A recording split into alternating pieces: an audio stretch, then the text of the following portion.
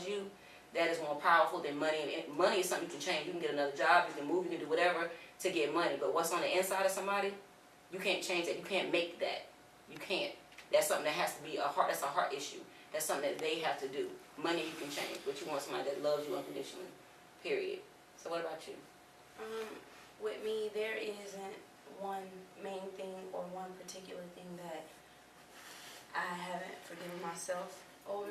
I think there are multiple things, that are here and there, and it's when I think about them, you tell yourself that you've forgiven yourself or that you moved on. Like with you, and you talk about your daughter. With me, when I moved away and I was in school and I got pregnant with my daughter, I had a great job, great paying job. I didn't want for anything. I had a car, I had my own place, I didn't. The only thing that I lacked was my family. And my daughter's father, he wasn't much of a boyfriend, just like he isn't much of a father now. And I ran from that, and I think I have a problem when things get hard for me, or when things get tough. It's like it's hard for me to stick it out, so it's like I run. So when I came home, I was living with my father, and I had a job. Honestly, it really isn't hard for me to find a job. But it's like every time I find a job, I do something to mess it up, or I just walk away because something didn't go my way. So then it's like, here I am now. It's like I came here, and I think I beat myself up because it's like, because I was going through it with her father. It's like, oh, I don't want to be here anymore. But he wasn't taking care of me. My job was taking care of me. I was taking care of myself. So now it's like I don't have a job. I was pregnant. How am I going to get clothes? What am I going to do about, feeding her and, shelter? Because I didn't want to live with my dad for the rest of my life. So things got hard there. So it's like I bailed and I left there. So then it's like a cycle, And I've had someone say that to me before. Oh, when things get hard for you, you run. And I know that I do have a problem with that. That's the area that I know that, I have been trying to address, and I've been trying to just stick things out when things get hard, and not to run. And I think that was so hard for me because it's like I had to deal with my dad, saying, well, here's this, go get this for the baby, or here's that, go get that for the baby. And then I wound up finding a job, and I worked the job maybe 2 months. But because I felt like, oh, it's a transportation thing, it's too far, I had a ride. But it was just about, oh, I don't want to, have to keep calling this person, so I quit that job. Here I am without a job again, no money, and a child. So I think that was basically one of the hardest things that I did have to forgive myself about. And, just recently I've been dealing with a lot of issues where I just felt like I wanted to totally shut myself out from the world, not because of the people that were in my life, but because of me. How sometimes you can get around the wrong crowd, or you can get around the wrong people, or you could be angry or frustrated, and then you go to basically venting, and things you don't mean to say something, but it comes out a totally different way. So then it's like this relationship is starting to be torn apart, then this relationship, and it's just like, domino. So it's just like everybody, is not talking to this person or that person, and that's because of me, because a lot of times I don't keep my mouth closed, and I want to vent, I want to, be angry, knowing that, it's just a matter of time before things just pass over. And instead of waiting for things to pass over, I think that I just wait. I think that I just add fuel to the fire, and I make things worse. And then it's like I'm sitting, I sit at home a lot, and it's like, oh, what do I do to get this back right? Or how do I do this? What step do I take to get out of this little slump? Because it's like I don't want to sit in the house by myself. I don't want these relationships to be torn apart. I want everything to be mended. So it's like, what do I do? So I think I beat myself down. Sorry. I think I beat myself up about that a lot. But there isn't just one main thing that, that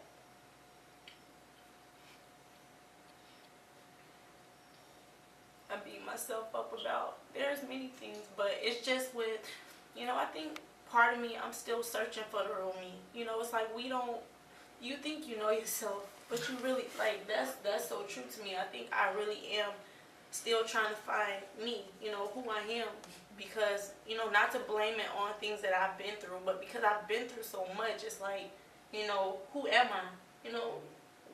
When is the real me gonna come out? It's like, I know who I am, but it's like, part of me is still searching. So,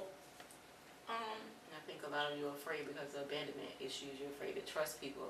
And when you're afraid to trust, you just put guards up that you don't even realize. You do anything you can to survive. Right. You know, and sometimes doing what you can to survive, it breaks up stuff and it tears up stuff and it makes you feel bad. And then you sit back and realize a lot of times people that we hurt is the ones that love us. Yeah, that's pretty much it. Stop crying. Yeah. Well, I would say for forgiveness, like I said, I was talking earlier about my son, is when I look at him, I have a son that is 19 years old. He dropped out of school. He went to, to life skills, to Job Corps, do everything. In the last month, he was locked up in jail. And my unforgiveness for him is, how can you be the person that you are, to be such an outgoing person, a person who's always encouraging someone, had him in church from, almost birth, and always empowering him and feeding him and giving, how it's almost like, how did this product come from me? Right. And I would beat myself up about it, and I had to learn to basically not let him go, but let that feeling go. Because when you've done everything that you can do, they get to a certain age where you just cannot, you can't take the blame. When you get to a certain age, you just can't take the blame for everything that your children do. You have to take heart and say, okay, Lord, you told me to keep him in the Word. You told me to keep him in church. You said to keep encouraging him. You said to never stop praying, no matter what it looked like. All those things I've done. But when I look at him and I see the giftings and talents on the inside of him, and in my heart, I feel like it's going to waste, that it got to a point where I stopped praying. I would say, Lord, cover my son and keep him from, God forbid something happening to him. But as far as to pray, to say, I want, Lord, I'm speaking that he is a mighty man of God. That all the giftings and talents that you place on the inside of him, they will come to fruition. And I'm going to be there when they come. And when he got out of jail, I remember standing with him. He went to North Carolina to be with his dad. And I remember the night before he left, I stood with him and I just grabbed his hands and I prayed with him. And he just stood there and I said, I just want you to go and I want you to make me proud. I want you to do something with your life. And he stood there, it's like he went from 19 to 5. And just to see the look in his face, and he was like, I am, Mommy. I will. I'm going to make you proud. And it's like, that's all, that's all I can do. And I have to take that, keep my faith on it, keep speaking positive things, and pray that maybe the transition in him going somewhere different, getting away from the people that were in his life that were wrong for him, that, I'm not going to say that it will, but I mean in the sense of that it is going to make a difference. And he never had his dad in his life. 19 years old, all of a sudden his daddy want to be a daddy now. So I told him, 19 years is your turn.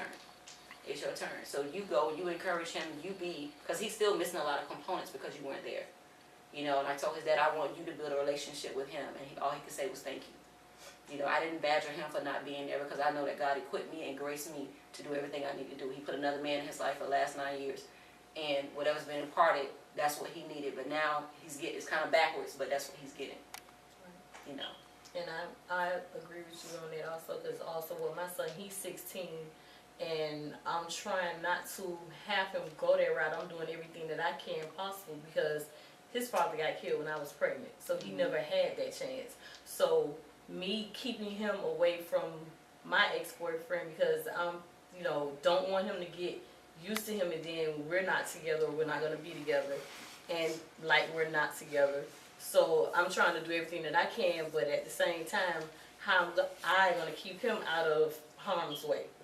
And, I'm saying the same thing over and over again. I need you to do this. I want you to do that. I need you to do that. But I don't want you to have to go to jail. I don't want you to have to get all these wrong things done to you in order for you to find out. You are basically right now, they're calling you a statistic. If you can get out of school, if you can do that much, do something else. Try to figure out what you want to do now while you have a chance. And I keep saying it over and over again. And like you said, if I would have chose the right person at the right time, but you let your emotions get in the way and you choose the wrong person, and we sit down and we think about that all the time after the fact. And I'm like, he never got that chance. Again, you did not choose. Exactly. God already knew. They say he knew your end from the beginning. Right. He already knew who your baby daddy was going to be. Honestly, my So, baby right. is the person that he is. I probably wouldn't even have kids because I have my one, and it will take But that's God your to bring blessing, another Jesus. one here. Well, I just want to thank you ladies for Yeah, okay. just imparting in you dealing with what you're dealing with as far as what you've been holding in or maybe not forgiving yourself for.